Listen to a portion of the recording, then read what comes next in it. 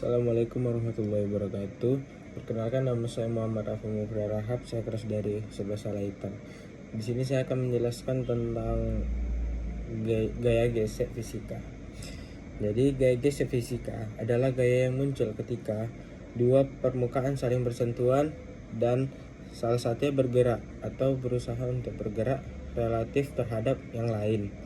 Dalam kehidupan sehari-hari, gaya gesek sangat penting. Tanpa gaya ini, kamu tidak bisa menjelas dengan stabil. Mobil tidak bisa berhenti saat direm, dan benda-benda akan terus meluncur tanpa henti. Satu asal-usul gaya gesek. Gaya gesek terjadi karena permukaan yang tampak halus sebenarnya memiliki ketidakstabilan kecil. Ketika dua permukaan bersentuhan, tonjolan-tonjolan mikroskopis saling bertabrakan dan mengunci. Proses inilah yang menimbulkan hambatan ketika benda bergerak. Dua jenis gaya gesek. Secara umum ada dua gaya gesek. Yang pertama, gaya gesek statis atau bisa kita sebut FS. Ini adalah gaya gesek yang bekerja pada benda yang belum bergerak meskipun ada gaya yang mencoba menggerakkannya. Contohnya, mendorong meja tapi belum bergerak. Besarnya gaya gesek statis menyesuaikan dengan gaya dorong sampai mencapai nilai maksimum.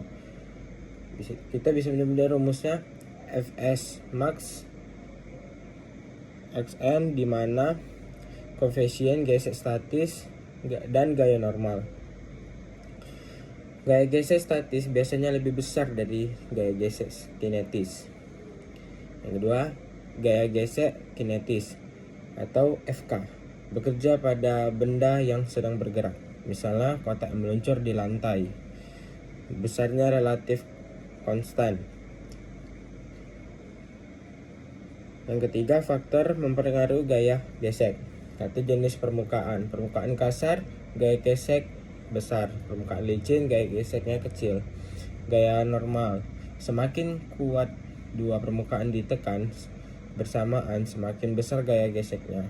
Tidak dipengaruhi oleh luas permukaan. Dalam banyak kasus ideal di fisika, gaya gesek tidak tergantung pada luas bidang sentuh, melainkan hanya pada koefisien gesek dan gaya normal. Yang keempat, peran gaya gesek dalam kehidupan sehari-hari.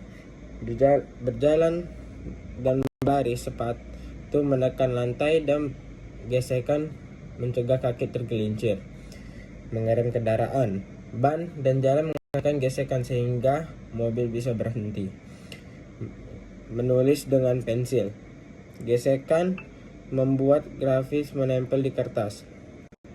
Memanaskan benda, menggosok tangan menghasilkan panas karena gesekan. Tanpa gesekan, dunia menjadi sangat sulit. Benda tidak bisa berhenti, orang tidak bisa berdiri tegak, dan hampir semua peralatan tidak bisa berhenti dengan benar. Yang kelima, kerugian gaya gesek. Walaupun berguna, gaya gesek juga bisa merugikan. Menghasilkan panas yang tidak diinginkan, misalnya di mesin. Menyebabkan kausan pada komponen mekanik. Mengurangi efisien gerak karena sebagian energi merubah menjadi panas. Karena itu, kita sering menggunakan pelumas seperti oli untuk mengurangi gaya gesek. Yang keenam, contoh sederhana. Bayangkan kamu mendorong kotak di lantai. Awalnya sulit bergerak karena gaya gesek statis masih besar. Setelah bergerak, dorongan terasa lebih ringan, gaya gesek kinetis lebih kecil. Jika lantai diberi oli, kotak jadi lebih mudah meluncur akibat berkurangnya koefisien gesek. Mungkin segitu saja dari saya. Wassalamualaikum warahmatullahi wabarakatuh.